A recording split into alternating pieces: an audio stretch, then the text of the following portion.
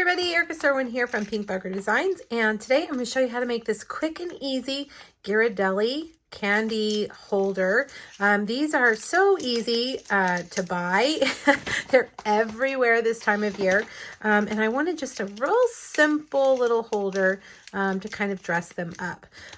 So that's what we're going to do. I'm going to grab 2 of these, but I also want to show you something I found since I've made this. I was in Five Below, and they have these. I've never seen the peppermint bark long Ghirardelli candies. So I think those would fit in there too. Look at that. So you can decide, you know, how much you want to spend on candy and how much you like the person you're giving it to, and decide which candies you want to use in there. Okay, so let me show you how to make this. Really easy. The holder is just a couple of score lines and a punch. Now, the details on the measurements on this are on my blog. I've got a PDF that looks like this. Click on the link in the description here on YouTube. It'll take you back to my blog where you can get the measurements and the products that I used. Okay, so this is Whisper White thick cardstock, 2 by 6.5, and we're going to score it at 3 and 3.5. That's it. It's kind of like a little sleeve.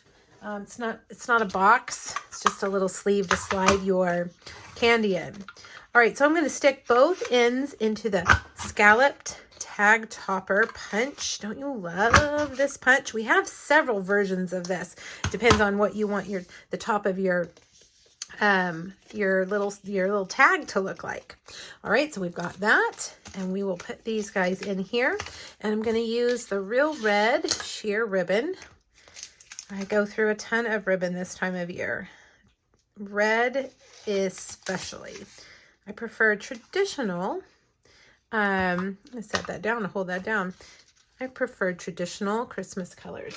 So red all the way here at the Serwin house. Okay, so let's tie this. And right there, that'll keep it together, make it look a little fancy. We'll trim those off. Take that away. All right, now let's dress it up. I'm going to show you how to stamp. Let me show you. There's one candy cane in the stamp. I love a good candy cane stamp, but I wanted to make a heart, so I needed the candy cane to face the other way. So easy. That's just mirror stamping. So I'm going to show you exactly how to do that. You need your stamp apparatus for this, and a craft silicone sheet. And as you can see on here, I've already done it once before, so you can see where it's going to go. I've done it with some other stamps too. I have this silicone mat is specifically for this, for mirror stamping. So I'm going to ink it in Real Red. I'm going to stamp it down on my craft sheet, and I'm just going to lay down this cardstock like that. Now, before I pick it up, I'm going to stamp it again. That way, when I go to use the dies in a little while, let's get the die, I can cut it out on the back side, okay? Because when you take it off, it's facing the other way, and our die won't cut it. But because we have the image on the back, we can simply use the die. All right, so I've got that one.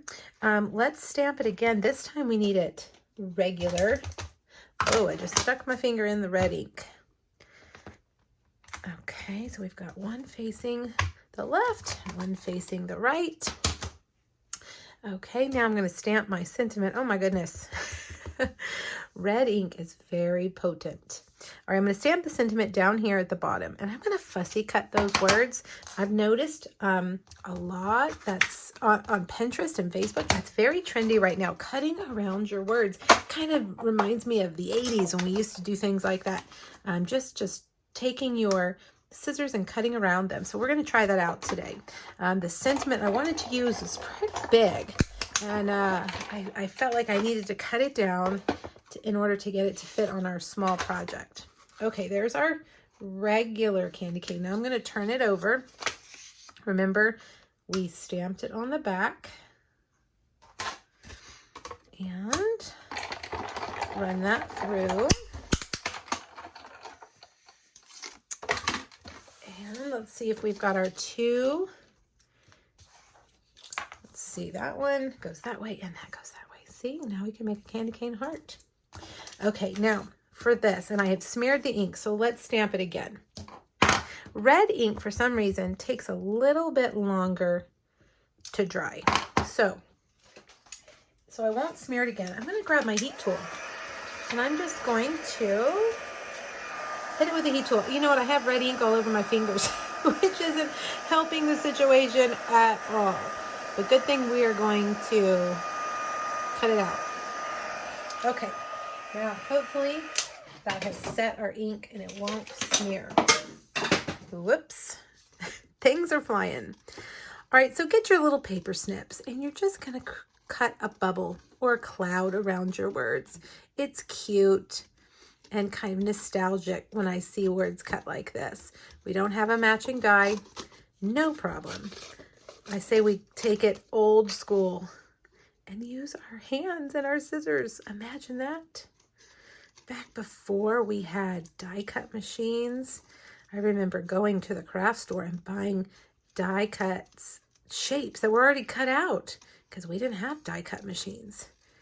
That was back in the day when we would use our scissors. So if we could do it then, we could do it now. All right, around we go. There we go. How cute. Okay, now I have things already cut out.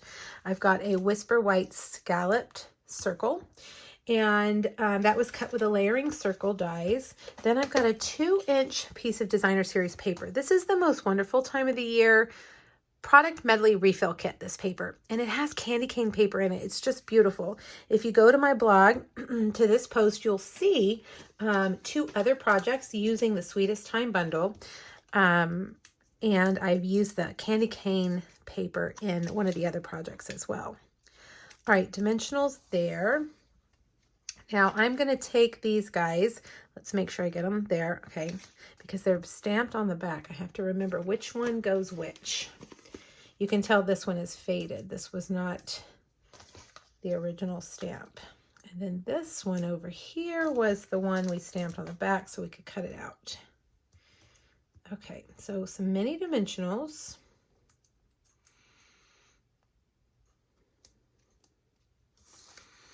All right, now I'm going to put those together. I'm going to have them cross over down on the bottom, but just kind of kiss there at the top.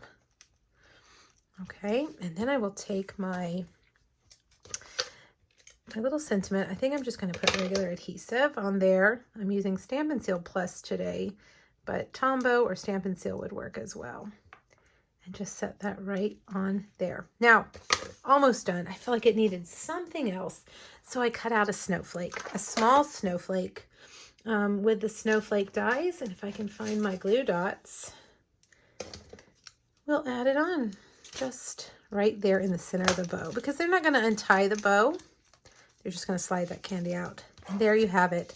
How fun, how cute. I love this project. I think it's great for mass producing. If you need to make a bunch of treats, maybe for school or for work or for neighbors, these would be quick and easy. And you can use the long Ghirardellis or buy them in the big bag and do it this way. I've linked them over on Amazon on my blog. If you can't find them locally or you don't want to go out, you can always order them from Amazon.